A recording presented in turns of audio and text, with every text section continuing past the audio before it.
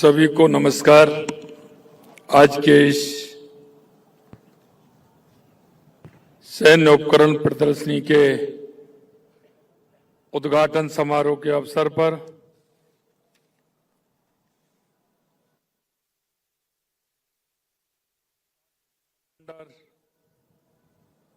South western Command Lieutenant General Maninder Singh ji, chief of staff दक्षिण पश्चिमी कमान Lieutenant General H S. Bandra ji, मेरे साथ इसमें मेरे मंत्रिमंडल के साथी शिक्षा मंत्री मदन दिलावर जी, सुमित गोदारा जी, जावर सिंह खर्रा जी, जोराराम कुमावत जी, जवाहर सिंह जी बेड़म साहब, विजय सिंह जी चौधरी, हमारे वित्त आयोग के अध्यक्ष अरुण चतुर्वेदी जी, हमारे पूर्व नेता प्रतिपक्ष राजेंद्र राठौड़ जी, पूर्व हमारे प्रदेश अध्यक्ष हरियाणा के प्रभारी सतीश पूनिया जी, क्षेत्रीय army boys welfare association south western command Shrimati Varinderjeet Kaur ji, मुख्य सचिव राजस्थान श्री बी श्रीनिवास जी, पुलिस महानिदेशक राजस्थान राजीव कुमार शर्मा जी, पूर्व प्रमुख भारतीय नौसेना एडमिरल माधवेंद्र सिंह जी, सेवानिवृत्त लेफ्टिनेंट जनरल सुशील गुप्ता जी, सेवानिवृत्त लेफ्टिनेंट जनरल जेपी नेहरा जी, सेवानिवृत्त लेफ्टिनेंट जनरल मंधाता जी, इस कार्यक्रम में आए सभी मेरे भाई और बहनों और इस कार्यक्रम में हमारे छात्रों और छात्राओं, आज इस महत्वपूर्ण समारोह में आपके सबके बीच उपस्थित होना मेरे लिए सौभाग्य की बात है। राजस्थान की ये पावन धरती वीरों की कर्म भूमि है, जिन्होंने आक्रांताओं की लहरों के सामने भारत की ढाल बनकर खड़े रहने का काम किया। बप्पा रावल, राणा कुंभा, राणा सांगा, पृथ्वीराज चौहान, महाराजा सूरजमल, महाराणा प्रताप की वीरता और शौर्य से कौन परिचित नहीं है।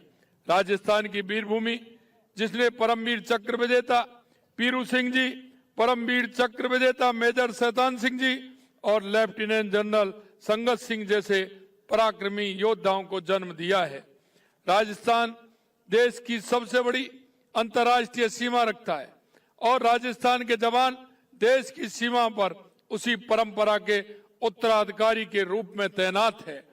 ये यशस्वी प्रधानमंत्री श्री नरेंद्र मोदी जी का धन्यवाद ज्ञापित करता हूं कि उन्होंने 78वें आर्मी डे परेड 2026 की मेजबानी का अवसर जयपुर को प्रदान किया है।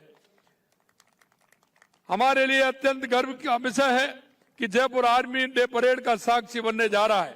पहली बार ये सैन्य परेड सैन्य छावनी की सीमाओं से बाहर जयपुर में आम नागरिकों के बीच आयोजित की जा रही है।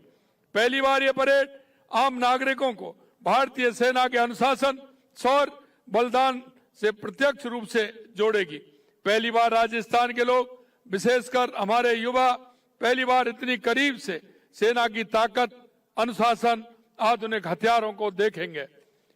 इससे उनमें देश सेवा, राष्ट्रभक्ति और सेना में कैरियर बनने की भावना प्रबल होगी। इस परेड से में लड़ाकू विमानों, हेलीकॉप्टर की भिलाई, 5 टुकड़ियों का भव्य मार्च, ड्रोन तकनीक और आधुनिक युद्ध क्षमताओं का प्रदर्शन भारतीय सेना की शक्ति को दर्शाता है।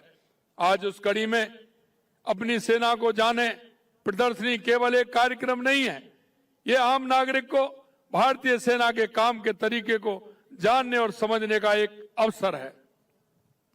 आप 4 दिनों तक यहां आप हथियारों, उपकरणों की प्रदर्शनी देखेंगे।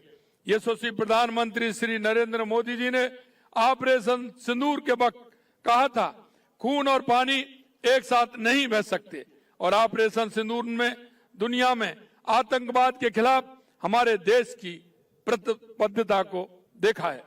इस प्रदर्शनी में ऑपरेशन सिंदूर के दौरान हमारी सशक्त क्षमताओं का प्रतीक रहे अत्याधुनिक उपकरणों और युद्ध करने के तौर तरीके की झलक भी आपको मिली है, और समझेंगे कि हम कैसे हमारी सेना दिन रात हमारी सुरक्षा में तत्पर रहती है।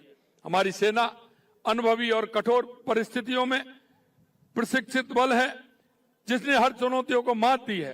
हमारे प्रधानमंत्री जी के नेतृत्व में भारतीय सेना और मजबूत हुई है। पिछले एक दशक में भारत की सशस्त्र सेनाओं का आधुनिकीकरण अभूतपूर्व गति से बढ़ा है। सरकार ने मेक इन इंडिया और आत्मनिर्भर भारत अभियान के तहत रक्षा उत्पादन में स्वदेशी को शीर्ष प्राथमिकता दी है।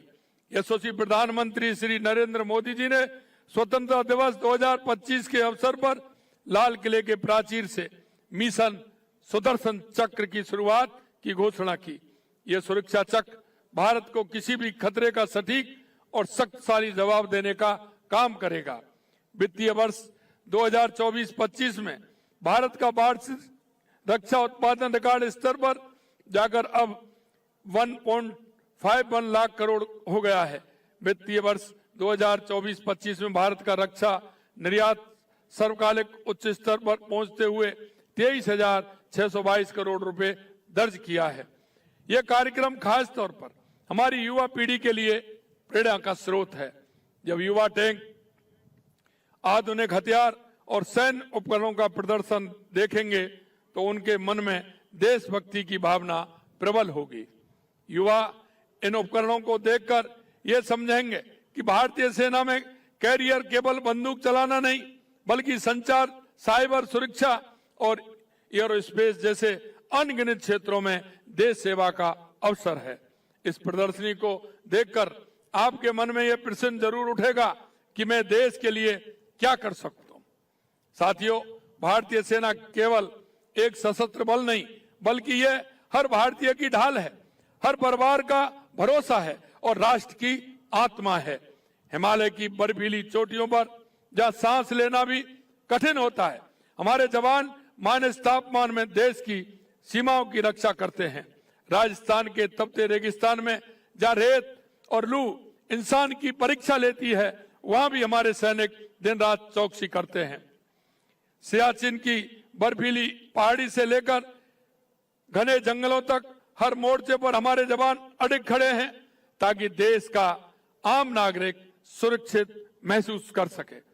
ऑपरेशन पराक्रम, ऑपरेशन रक्षक, ऑपरेशन सिंदूर जैसे अभियानों के माध्यम से यह दिखाया कि भारतीय सेना आक्रामकता का जवाब देना जानती है।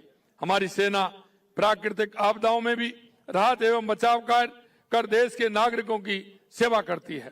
हमारी सेना बार बार यह सिद्ध किया है कि वह केवल हथियारों से नहीं, बल्कि मानवता से भी देश की रक्षा करती है।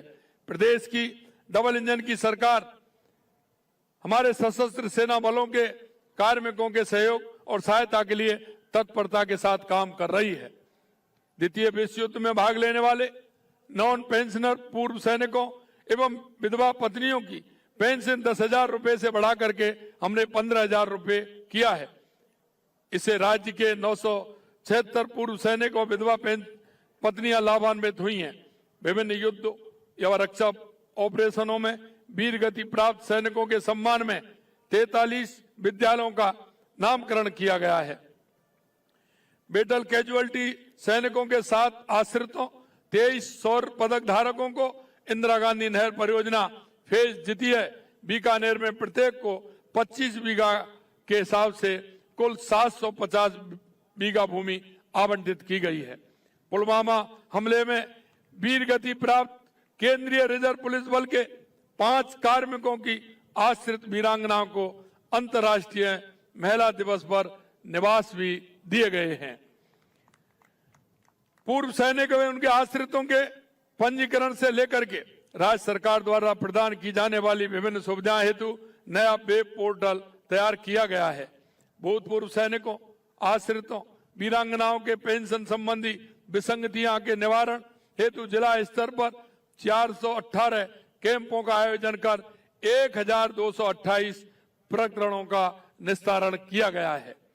राज्य के विभिन्न विभागों में संविदा पर नियोजित भूतपूर्व सैनिकों के मानदेय में वर्ष 2024 एवं वर्ष 2025 में 10% की वृद्धि की गई है। ब्यावर, खैरतल, तिजारा एवं फलौदी में जिला स्तरीय जिला सैनिक कल्याण कार्यालय स्थापित किए गए हैं। आइए हम सब संकल्प लें कि हम अपनी सेना के साथ सदैव खड़े रहेंगे। आज जब हम यहाँ से जाएं तो अपने दिल में सेना के प्रति सम्मान और गर्व लेकर के जाएं। ये आयोजन जयपुर में होना अत्यंत गर्व की बात है।